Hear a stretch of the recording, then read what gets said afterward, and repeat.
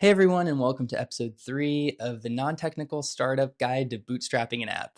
This is obviously episode 3, and this is all going to be about coding and some business formation stuff. So if you haven't seen episode 1 or 2, that is about the idea and the designs, go back and watch those and then come back to this one. But if you're here, if you haven't already, subscribe and follow for more. And a like button is always really nice. So yeah, let's get into it. So everything we'll go through in today's episode covers the entire scope of what you need to know or what I learned as a non-technical founder in the technical space. What technical things do you need to know as a non-technical founder in order to manage, deploy, work through problems? This is what this episode is going to be entirely about. Legal, development, front end, back end, different coding languages, like all of it. We're going to do all of it and tips and tricks to if you want to learn how to code. And if you don't, other ways you can get around that. And with that, we can dive in. So, the main thing you need to think about when you are trying to build a company, I would say that this probably needs to happen before design. So, this kind of happens before episode 2, is you need to figure out your legal situation. And what that means is you should incorporate your business, which means you need to get an EIN or whatever country you're in, whatever form of that is, because you probably need to form in order to get the other things that you're going to need. A privacy policy and terms of use. Those are going to be two of your major documents that show the world kind of what your policy is towards their information or what are the things that they're agreeing to when they sign up for your app. That's what you'll need a lawyer for. So, a lawyer can help you with incorporating, an accountant sometimes can help with that too, but you will definitely need a lawyer for privacy policy and terms of use. And you will not be able to launch your app on Google or Apple unless you have a privacy policy. You will also need to have that privacy policy on a website. So if you're like, I'm just going to make a mobile app, you will also need some version of a web app that can have people submit a form saying that they want their account deleted. For some reason, Google really needs that. And they will also need a place where they can physically get to a privacy policy or terms of use on a website. So if you haven't gotten a domain yet, you should probably go get one. And what that domain is going to be is not only just your web page. You don't have to have what your mobile app is be what your web page is. If you can make your web page something that the mobile app doesn't have to be, web pages are way easier. There's less oversight, there's less approval. You can do a lot more with a website that you can't do with an app. So when you're making an app, you have to know that you're going to be having to be approved by Google and Apple in order to have it on their devices. So you get your domain. Chances are, if you're saying that, like, my app is going to be called Twister, Twister.com is taken, but twisterhelp.com, if it's about people needing help during twisters, that might be available. I don't feel like the .com really matters all that much because I think most people just go to Google anyways to find what they're looking for. And okay, so beyond that, next we have contracts. You've incorporated, you are having your privacy policy and your terms of use drawn up. What you will also need if you are going to be hiring people, designers, coders, whatever, you will need consulting agreements and probably an NDA if you feel like that you have some proprietary information that when you share it with people that you're reviewing to see if you want them to work with you, you should have that as well. This is also something that your lawyer can help you with. If you are also wanting to trademark your app's name, that is something that your lawyer can also do. You'll probably be thinking, Kyle, I don't know if I have all this money to do all this stuff. This will cost you thousands and thousands of dollars. It'll probably be under 10, but depending on who you get or how you do this, it will cost not an insufficient amount of money, but it's really important because it helps protect you from liability and a lot of other things. And trademark, you can gamble with that if you want, but my one of my friends always said that when you earn your first $2,000, you can get your trademark.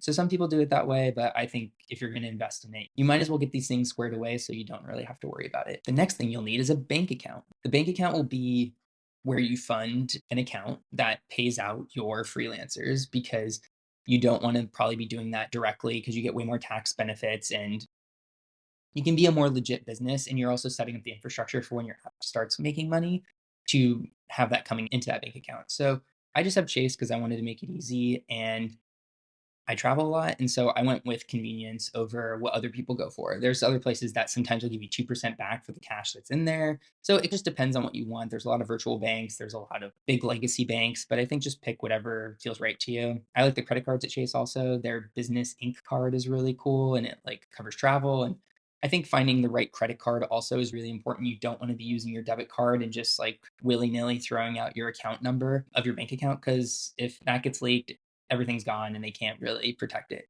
If your credit card information gets stolen, they can handle that and they can cancel the processing and they can refund you. So there's more protections around credit cards and you want to protect your business. So I would suggest getting a bank account and a credit card. The other thing that you will need to do, and I will switch to the view of my screen. And what this is going to be is talking about Apple Developer and the DUNS number. They call it DUNS, but often it is DUNS. And so, what is Apple Developer? Apple Developer is a subscription account that you will have to pay $100 a year at the time of this recording to have access to their App Store Connect, your developer account, and Xcode is their coding platform that basically verifies your code for your mobile app that allows you to archive it on the App Store that then can submit for verification by Apple that it could be put on the App Store. You'd be surprised how complicated this process is. It took me almost 2 months to get my account verified, and especially for a business account, because I'm using my business account. I'm not wanting to use my own name just to help with liability. So that's what you need to know. Xcode is where you're going to put your code after you coded your app, and then App Store Connect is the dashboard that's going to help you push it out onto the App Store and also where you'll interact with other Apple approvers. Okay, so we're here. That's pretty much all you need to know for legal, Apple developer, bank account, contracts, privacy policy, incorporating legal. If you have any other questions, feel free to reach out. I'm not a lawyer, so I can't give advice on that. So you should find a lawyer, but those are the things that you will need in order to have a functioning app, bare minimum. Okay, so now we're going to talk about development paths. What you'll find as a non-technical founder is you're going to try to think about where can I cut in? Is AI close enough yet? Can I just have something else? Can I just drag and drop features? And what you're talking about is called a no-code solution. Flutterflow conceptually looks like what your dream is. Can I just drag different things down and it makes the app and it makes it super easy? Trust me, it looks better than it is. Ultimately, what it's going to do is it's going to put like kind of your app in chains because you're not going to realize the complexity it takes to understand how to make Flutterflow work. You're going to try to go so far down the rabbit hole because what you don't see here is there's stack flow, there's widget styling, there's visibility, there's all of these different things that you are going to have to look at that is going to take so much time for you to learn and how to manage your API through Flutterflow. Trust me, as a person that did Flutterflow and thought that I was going to save time, it actually cost me like 5 months and it cost me thousands of dollars because the problem is there will be bugs on your app. You might not think there's going to be bugs on your app, but there will be. I promise you. But the biggest problem with this is the bug will be built by a company that isn't there to help you. And if you bring a developer in to try to fix it, they're going to be dealing with exporting the code or changing it. It's just a super locked, difficult system that when you get too far beyond just a very simple couple pages, you're going to get hurt. Unless you're just like a bootstrap gym owner and you can't have somebody be at your front desk all the time and you need a different way for your clients to basically get into the gym, then maybe this could help you. But in the long run, just making that from scratch will give you instant scalability, especially if it's built right. And you won't have to redo this or deal with getting off this platform. So trust me when I say it's a good siren song, but you definitely don't want to go down this road. Find a coder. I will tell you how to. I will go through all of that with you, but avoid no code solutions. Trust me. Okay, now we're going back. Okay, so now we're going to talk about choosing your own path. The one other thing with Flutterflow that I'll tell you that is conceptually hard to understand or to think about is that these apps are very complicated. And there's a complication with how they interact with your hardware. So if you're making a mobile app for your phone, there's RAM, there's hardware in your phone. And so what it does is if an app loads too fast or loads too many things and it overloads your RAM, it will close the app. It's like a fail-safe system. So you need to think about what is happening a bit on the back end or have somebody that does Flutterflow does not care about that. They sell you what they can do, but the moment that you put your app and simulate it on your phone, which they don't let you do until you export the code and get very far down the road, is it creates a lot of barriers between seeing how your app actually functions. And after the Apple developer account, getting on Google Play Store, you aren't going to know the problems until you're way down the line, because you probably won't simulate your app on your phone until further down the line and you get approved on those things and are able to see how it just runs natively on there. There's a lot of complication to this. Simple solutions often aren't as great as they seem because they're not taking into account how to structure properly your backend and how to make something load well, seamlessly go through it. There's so much that you need to know about plugging an app into itself that learning that on Flutterflow, you probably will be just as well off doing that on just pure code. The other thing that I'm going to talk about is front end, back end. What is that, and what are APIs? Your front end is everything that you interact with on your phone. It's the swiping, it's the buttons, it's all of that. Your back end is everything that populates that app. So that will be user information. If you have a picture app, whatever is storing that information is basically being presented when it is required through the front end interface. That's essentially what it is. APIs are basically the connection point. It's like the link between the front end and the back end, because the front end will say, "Hey, I need this thing. Can you give it to me?" The back end will be like, "Hey, yeah, sure, here." That's how they interact. It's like Uber. It's just like, "Hey, can I get this?" The person getting all your stuff and then getting you the food, that is the back end experience. That's a very easy way to conceptualize it. Or think about everything in this house. Like, this is the stuff we interact with, and everything in the walls, the foundation, the pipes, that's the back end.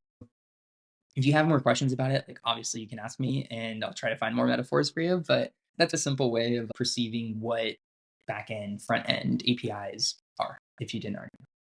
So we're here. So now we have these and we are moving along beautifully, folks, beautifully. So backend basics. What services are you going to use for your backend? So you'll probably, if you're in your doing your research, you're going to come up against this thing called SQL and Postgres. It's pronounced SQL. It's a long history, but they call it SQL and Postgres. And so essentially the way to think about that, SQL is the language by which you form a database, and Postgres is the way that you manipulate information within it. So they're like yin and yang of what it takes to store your data. And you can obviously have somebody code that from scratch. Like, that's an option for you. If you wanted to do something that is probably the easiest way to go for it, and chances are you're going to be managing the parts of this backend, because it'll be, can it reset a password? Like, this person wants to delete their account, but for some reason the button's not working. Like, you want a BAS solution, which is BAAS. Yeah. And so that's things like Superbase and Firebase. Firebase is with Google, and that was originally the team that became Supabase. When they sold it to Google, they're like, "We're going to make Supabase and just complete our roadmap." And so let me go to Supabase to tell you what that is. So Supabase is everything that you need from your backend standpoint, and it will do 99% of what you want. And these people have made an incredible product, and they will control everything you need on your backend, from user information to how your user interacts with the app. It'll generate access tokens.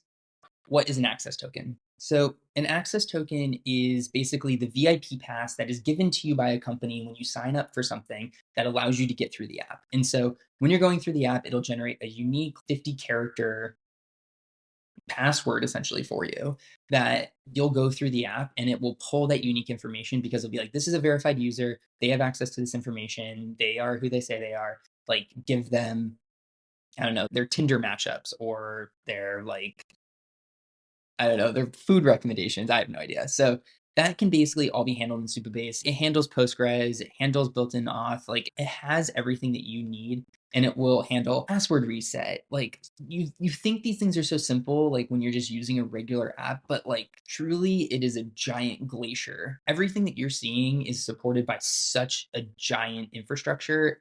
The simplest things are not as simple as they seem. And often things that are made seem simple but aren't.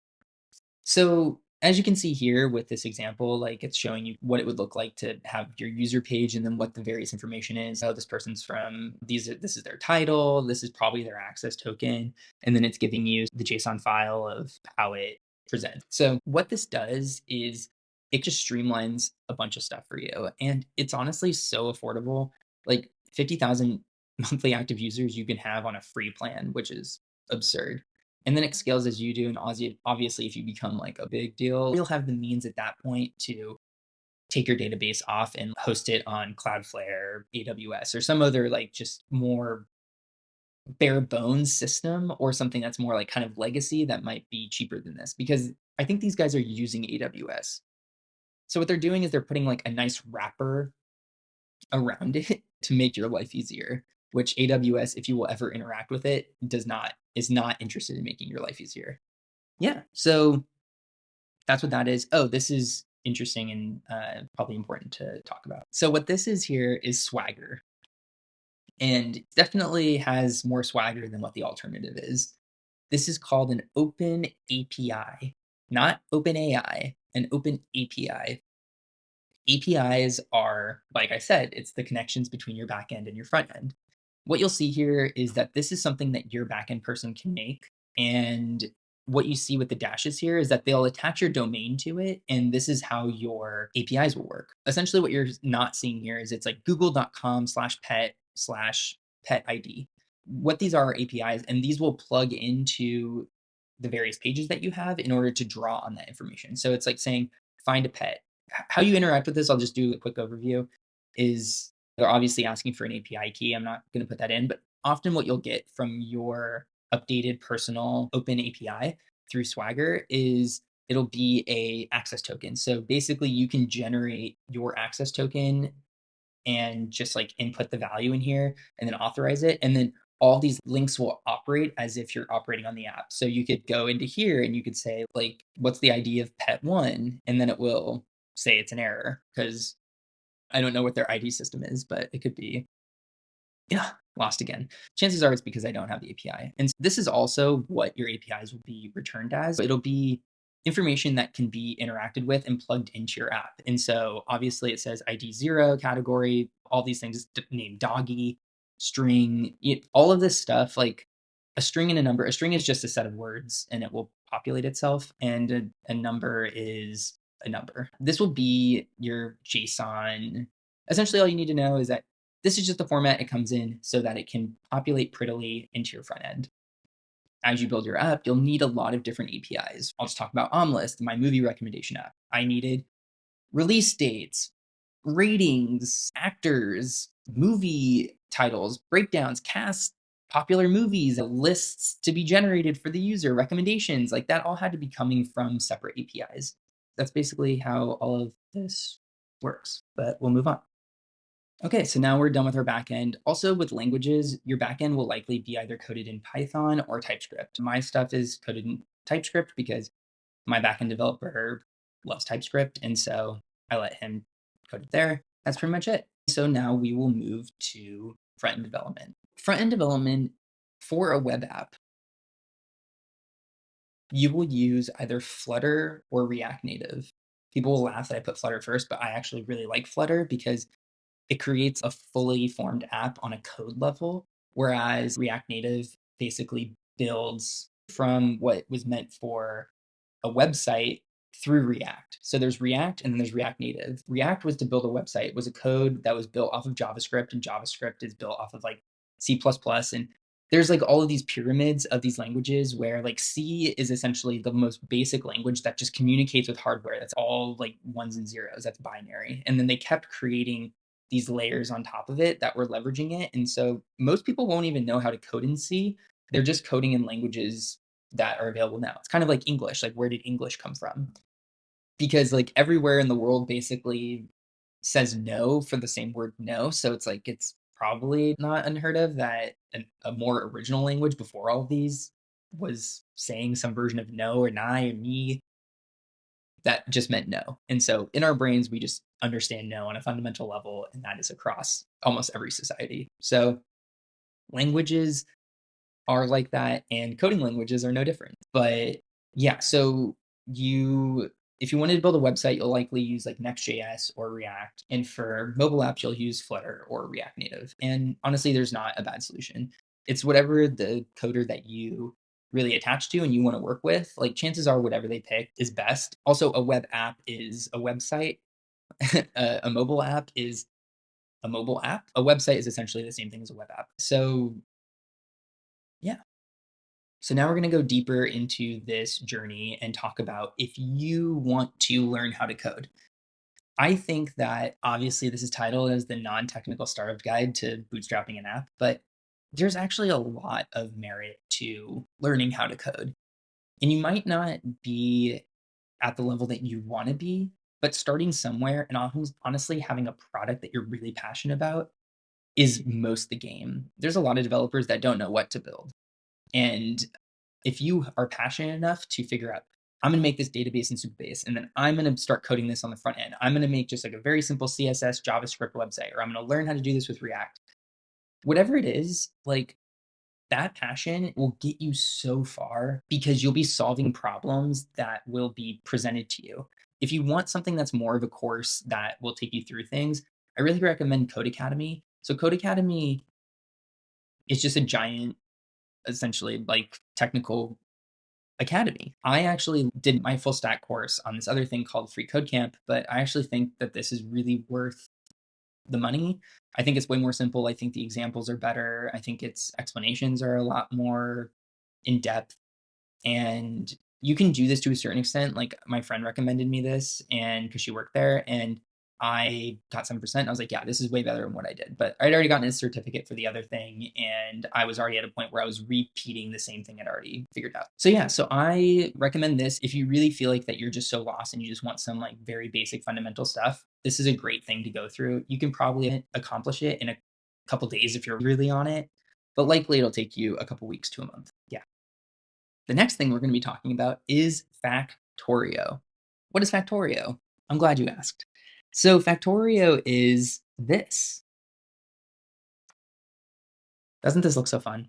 This is a game, and it might be the most valuable game that you ever play. I'm not being facetious about that. It changed how I think about so many things about infrastructure in just our world, like how our streets are built. I will never look at power lines again because I see the impulse with power lines. And the concept of this game is that you are a engineer that crash lands on this bug infested planet and you have to rebuild an entire infrastructure of mining and part assembly and laboratories to make new ideas, and it has all these concepts in it that are just really profound in a very simple way. It is a visualized coding learner, like coding teacher. And what this guy's doing right now that you're seeing is that they're needing to go around and mine resources. So if you think of the planet as this third party source, like if you're basically wanting to make a movie app, this is all of the data that you get from like, the movie database. These are all of the copper is the cast and people profiles, like the iron is definitely the movies, and you're having to source and pull this information out of it. And you're going to have to refine this information to make it useful for you. And what you'll start to find when you're building this is every time you build Factorio or start the game over again, you are going to build it completely different. The first time playing, you're mostly learning how to play it. I've played it for almost 200 hours and I am still learning how to use it. I just created a nuclear power plant and I didn't realize like how hot nuclear gets, and so I had to redistribute the heat and now I have to create a water turbine to cool it down. That's actually how nuclear reactors work, and so it's giving you all this like really interesting real life knowledge of how our infrastructure works, and it I think it'll make you way more empathetic to why aren't we on solar yet? You'll find out why. It's all in here. But the thing that it is also doing is it is teaching you how to think like a coder. All of these things that you're seeing, these like smelters and these miners, it's just code. And if you think about it as code, it can help you have discussions about the architecture of your app, which is really important because by putting these things in the places that you're putting them means that you need possibly an area for this all to be processed and that should be separate from here. It shouldn't be over this area. So it's like what you're seeing here is basically file storage. When should you create a new file in order to make a new feature to basically keep your app clean and know where the features are and where they plug into each other. So often you want to segregate and compartmentalize your repository. What is a repository? Okay, I will get into that now. This is a repository. Maybe you have seen this before. No, not Omless. I hope you have. Go check it out. Download now. This is where you hold your code. So this is where you will set up the systems by which store your code and push and pull your code. What is pushing code? Pushing code is when somebody is going to update the code that is currently on your repository. So I currently have my Omless mobile repository, my website, my API. So this is the back end of the app. This is the website that I just launched. Go check it out. Let me know what you think. And this is for the mobile app that is currently on the App Store and Google to be soon. So most people won't use this as their code editor. They'll use VS Code. What VS Code is, here, I'll just pull it up really fast. It's just a simple text editor, and this will be where you like pull your app to and push it. People like it. They have a ton of extensions. It can be very overwhelming to look at. It's definitely built with an engineer's mind. Like you can almost like see how the same types of minds that built Slack built this. It's not as complicated as it seems, but it definitely doesn't do a lot to make it easy on you to interact with it. So I would say it's important to learn, but it's also not super necessary unless you're going to be technical. I mean, you will need this for app management, so that will be something later where you can pull your latest updates if you're going to push to the App Store. I will go through that in the next video, which is MVP and launching your app. But this is a very loose example of it. Everybody uses this. You should use it too. And I have no idea what AI is going to do, but I imagine it's going to change a lot of how this type of thing works, which will be cool. So let's get back. Let's catch up to where we are. So Factorio, download it. I think it's like $30. Sometimes there's sales, but it is the best thing that will help you identify with your devs. If you have devs, it'll help you understand how to code when you're not coding. It is so smart and ingenious. I think it's the best like gateway drug into coding out there. Definitely download it. If you're going to be technical or non-technical, it'll help so many different things in your life, trust me.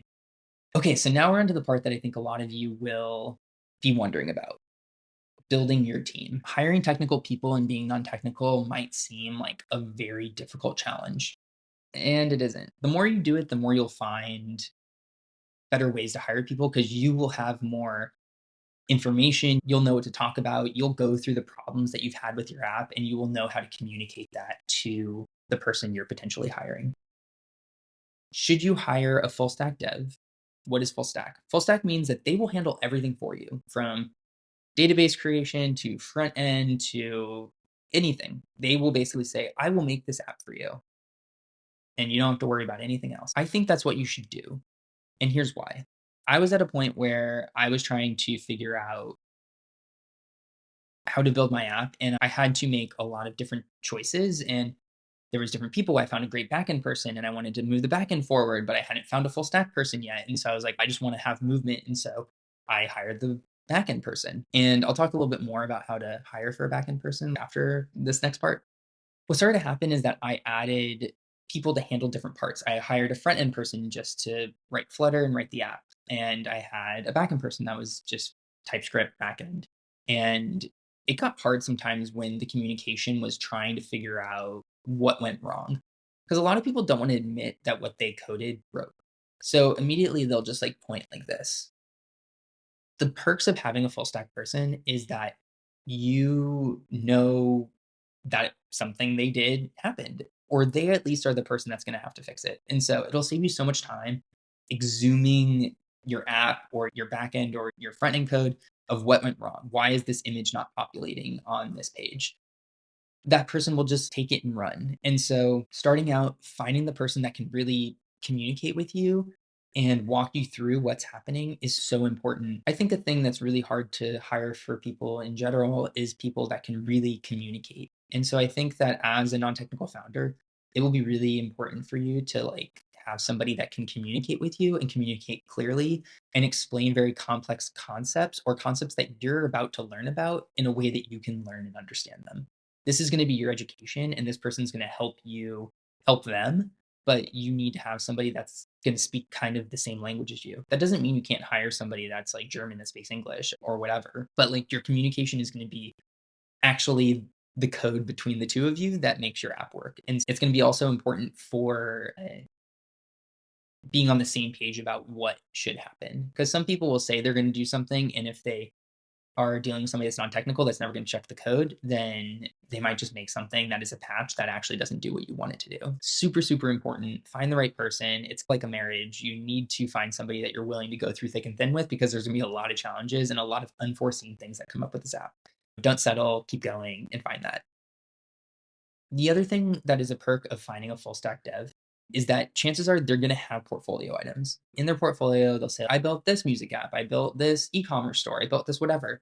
Download those apps immediately, because you'll get to know what they build and how they build things. And you'll get a sense of how they solve UI stuff. And also, they've benefited from all the knowledge of those apps that they will bring to your app. Every time a person works on something, they get better because they aren't going to ideally make the same mistakes that they did before. And the thing, as a non-technical person, you are going to better know, does this app work and is it well made, just by using it. And there's something just human about it, because the apps are built to be usable. So I would say go for the full stack person, even if it takes longer to hire. Find somebody that will get on a Zoom with you, have their camera on, communicate. Seems like there's a good rapport. There are some great people out there, but sometimes it's hard to find. So I would say just stick on that road until you find it. Or if you're on your own journey in coding and you want somebody else to help supplement you or consult or whatever, you will need most likely help in some way. So I think definitely find that person. You can do it through Upwork, you can do it through Contra. And another thing that you can see, if you really have to hire a backend person and a separate front end person, the front end person, you'll get to see their interface, so you don't really have to check their code. But for backend people, what you should do, here, let me switch over to here again. What you should do is you should go to GitHub, and then you can go to, let's just go to my thing, because I think I forked a project that I think is a good example. Oh, look at this.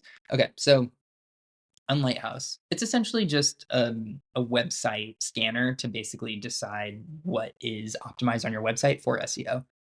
I think about it a lot about SEO because it's basically free marketing if you maintain it right and build it right. And so I've had to think a lot in this space. And so this person basically created this, and they used Google Lighthouse, and they made a great interface for that. So you can run the code. And what you can do is, likely with backend people, they'll have projects on GitHub. Okay, so what you can see is already, if it looks like this, it's in pretty good shape. I know that like it might seem like gobbledygook, but that's already a pretty good sign if it's looking like this. But the one thing that is better that you can actually see is documentation. What is documentation?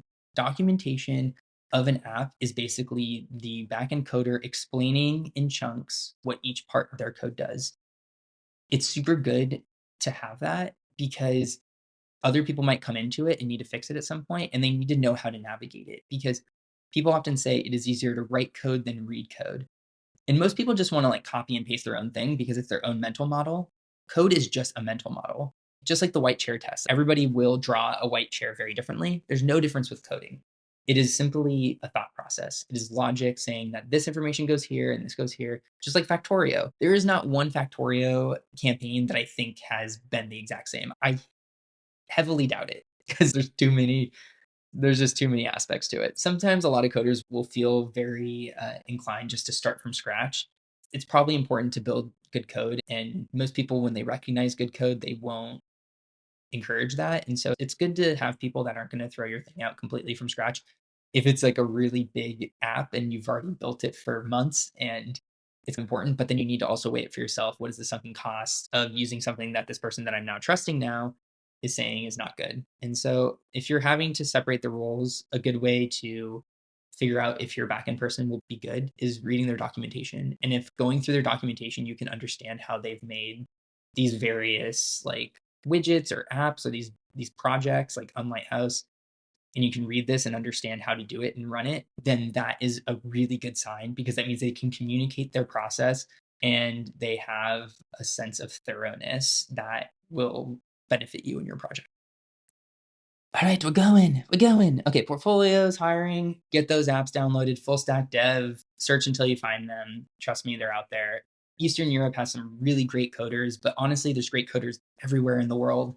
And it's such a special time because there's more coders than there ever been. And AI is like leveraging these tools and making these people 10 times faster, or it's going to make you 10 times faster. There's no better time to learn how to code than today. All right, I hope that kind of helps. I know that this is a little long, but I'm just trying to be as in depth as possible for you because this stuff was all really hard for me. And I hope that this kind of helps. And obviously, you can revisit this and go through different things and hear how I like broke it down. But even to this extent, I've been doing this for years, but even having to explain it sometimes is like, it's kind of hard because there's so much nuances to this. Even like how an API is built and like how that domain interacts with those APIs and how you have to manage that thing. I never thought that how we move information through apps is done with basically custom domains. It's interesting. So there's so much interesting complexity. And once you start like seeing how these things are built, you start to see the design of them. And I think they're really beautiful. And people that code sometimes don't feel like what they're doing is creative, but I think it's really creative. And so the last thing I'll talk about, let me check the side of this. Oh, so yeah, so Cloudflare, this is what I talked about earlier. This is where you would host code. And the reason why I like Cloudflare, this is also something that your full stack dev will probably know about already, but load speeds are super important. I know you probably don't think about them unless it's annoying you, but for an app, sometimes with AWS, for instance, you have to create an instance. An instance is essentially a server that you can run code on that is in the cloud. These are all cloud servers. And what AWS makes you do is it makes you pick a location. For instance, we had ours set up on the US East Coast out of Ohio or Virginia. And so that means that that's where your main base code is set. But anytime anybody anywhere else is basically going to interact with your code, it's going to take a few seconds longer unless they're in Virginia. So if they're in like Asia, for instance, like it might take 2 seconds more to load the app. I know it doesn't sound like a lot of time, but for a user experience, like it's an eternity and it will give people any reason to not use your app and they'll just close it. And so Cloudflare did a really cool thing where basically wherever this person is, that basically sources a server immediately from a nearby location and runs it. And so it takes away those seconds. We really like it. And so we've been moving over to here, but obviously AWS is like as bare bones as it gets. And it can be the most cost effective, but literally there are people's entire careers that are built around understanding how to work with AWS because it was originally an internal tool. What is an internal tool? There are entire teams at Amazon that are just building apps for their internal team. So it's whatever we're getting through Amazon.com is like a consumer facing product. Inside of the company, there's a ton of code happening for how do they manage projects? How do they like clock in, clock out? How do they, there's so much stuff. There's probably more code in internal tools than there is for consumers. And so AWS originally was just an internal tool and they didn't change the interface. So it's just brutal. It's like one of the coldest, hardest things on the planet. And they're an industry leader. Google Cloud's getting bigger, but this is what a lot of people will use. And it's crazy to learn how to operate this thing, but avoid it if you can. Project management. Often it'll be people call it product management or management. And there's differentiations to what that is. One is about time of launch, and that's like the project, but product is like managing what's happening and communicating with devs and setting timelines or roadmaps. And they'll talk about story points, like how many story points will it take to finish this thing? And it'll basically be chunked down into effort expended. And so there's all these interesting things that people come up with about how to handle things. I think just keep it simple. And GitHub does it really well. And not really well, but the thing that it does really well is that it is integrated into the repository that your coders will be pushing code to. So let's go through here, go back up. Let's go to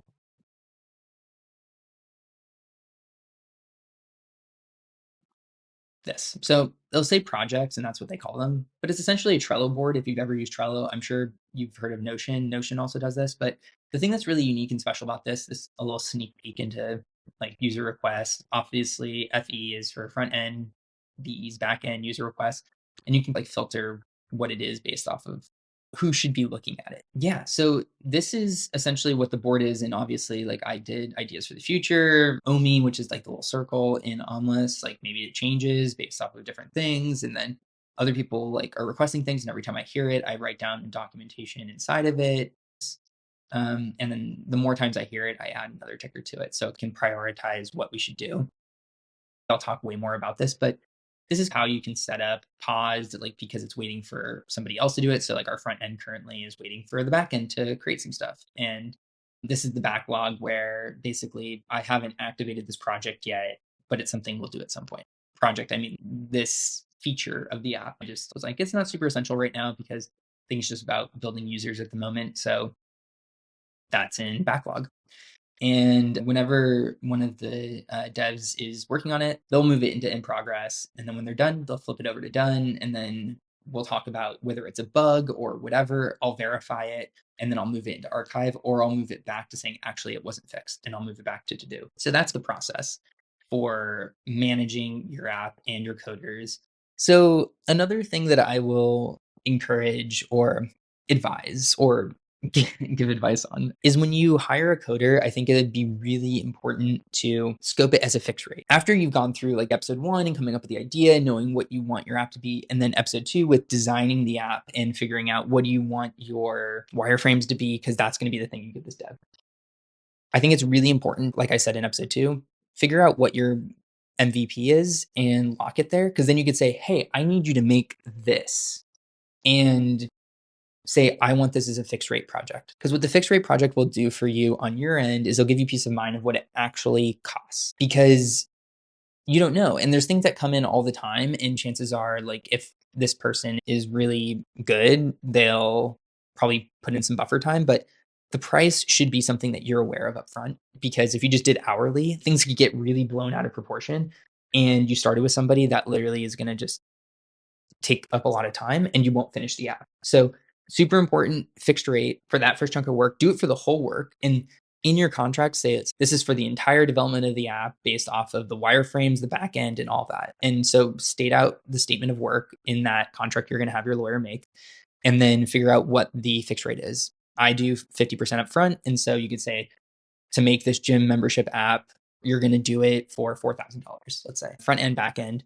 And so you'll give half up front, you'll give 2,000, and then 2,000 upon completion, and set a date. So say a date for the complete delivery of the first version of the app with everything incorporated, because then you'll have a period of revisions where you could set it for yourself, saying that the owner of the product will get back to you within a week with notes for the 2 revisions that are included in this.